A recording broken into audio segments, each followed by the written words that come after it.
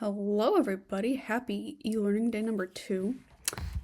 Welcome to my YouTube channel where you can learn about databases today. So this is step 1 of e-learning, is to watch this video. I'm going to go through some information about what we would have done today, and then you'll be ready to actually do the assignment. So today what we're going to talk about is what a database is. So you should know that that is just kind of an organized collection of credible information. It can be focused on many different topics. There are some databases that are just for, more medical sources. Some of them are focused on science articles, maybe more about literature and books, general information. But what makes this different than just finding information on Google is if something's on a database, it's already been fact-checked or reviewed by editors or professionally published in some way. So if you think about that, like the CRAP test and the authority part of that, well, anything on a database, we know it has good authority. It comes from a legit place. So it makes it one less thing you kind of have to worry about and check when you're researching with one. So far, we've done our research through Google, and we've talked about those CRAP test criteria, which is a good skill to have for when, you have to look things up on Google. But as we kind of learned, you got to be careful sometimes that the sources are, they come from a good place, the information's not out of date on a website, maybe the author is not listed. There's issues you might run into with Google searching, but a database is going to have information from professionals or experts. That's kind of a guarantee. The published things have already been checked over. Databases also have more of a narrow focus on topics, and you can find more specific high-level information faster. And they also get updated frequently and always show you when something was published. So it just gives a little more background, a little more guarantee that the information you're looking at is good. So Mrs. O'Keefe was going to show us the database that St. Dominic has today, but instead I'll kind of give you a quick run through. You might have heard of Google Scholar. I think we talked to some people about that one. That is kind of a database connected to Google, but the real one that is given to us by St. Dominic is called Explora. So I'm going to show you how you can find that database. That's what we're going to be using for the remainder of this unit.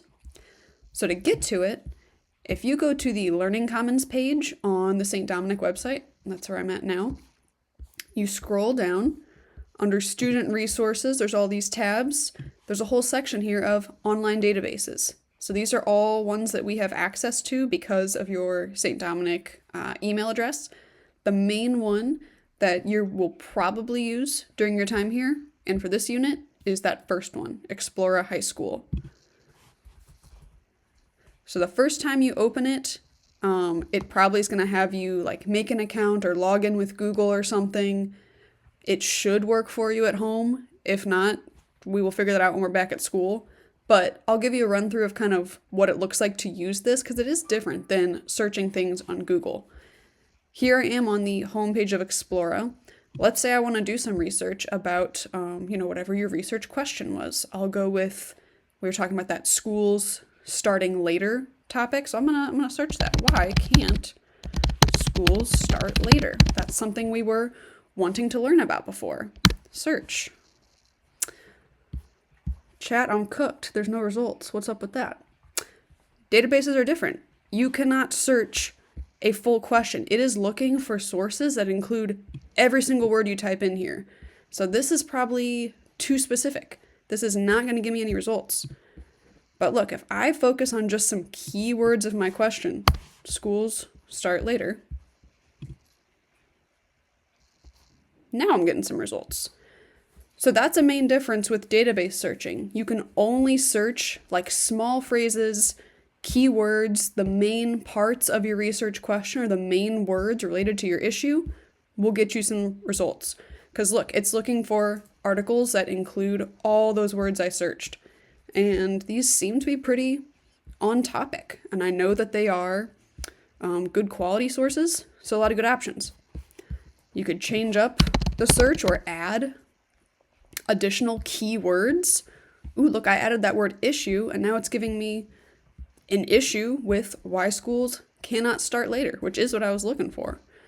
So playing around with the keywords helps you find lots of different results. Don't be too discouraged if you try a search once or twice and don't get a whole lot. Think of some other words you could use to look for your issue. Other things you could do if you get way too many results, like if I just search for schools, yeah, look how many, this is 2 million results, way too much. You can filter things. You could change, you want to make sure you have a more recent source. You can change when these sources you're looking at were published. Maybe I just want stuff from the past 12 months. Maybe I only want academic journals and news. You can kind of pick source types that work for you. So a lot of good filters here. And when I apply those, look, it cut me down from 2 million to 43,000. Still a lot. I could even go into this advanced search and narrow it down more. Schools and start times. Schools and funds were an issue, or funding. And now it gives me just 9 results. So it does help you narrow down what you actually have to look at and sort through. So those are some ways you can play around with searching. Let me go back to an actual example of a source. So let's say I find this article seems promising. I can click on that title and I can click Access Now to actually open a full article. Nice, they should give you the full article every time, not just a little summary. But what's nice about this is I could also click this button up here, looks like a quotation mark, and it will actually make the citation for me. All those MLA citations that we had to mess with mybib.com and it was kind of a mess, this one does it for you. Just make sure you can change the style to MLA 9th edition. That's what we're using. This will show up on the e-learning assignment of how to do this. So there you go. Then it'd be really easy to copy it and put it onto your Google Doc or your research cards, whatever you need. Makes it really handy. You could also go to this little plus folder button and like save this source. If you know you're going to need it later, you can make a project title, save a source there, and now it's saved away for you. And where you could find that is, here I am back on just the regular page. The dashboard has this little project folder. So if there's anything you save, they show up in these little project tabs. So pretty useful that way. There's other things you could do to search around, like if you were doing a different research project and needed to choose a topic. They do have a nice thing where you can explore topics, narrow things down that way. Obviously, you've got your research topic already, so you can just get to the searching part, which we will do more of next class. But for today, your task is really just to explore Explora. And you will do that with today's e-learning assignment. So your task today, on Blackbaud, you're going to complete the Explora database scavenger hunt by 3 o'clock today. There may be some technical difficulties with getting logged into it, so if that happens to you, then you can complete the assignment labeled option 2 on that assignment page, and we should be able to get you logged in at school. There's something about the school Wi-Fi and network that might be throwing things off.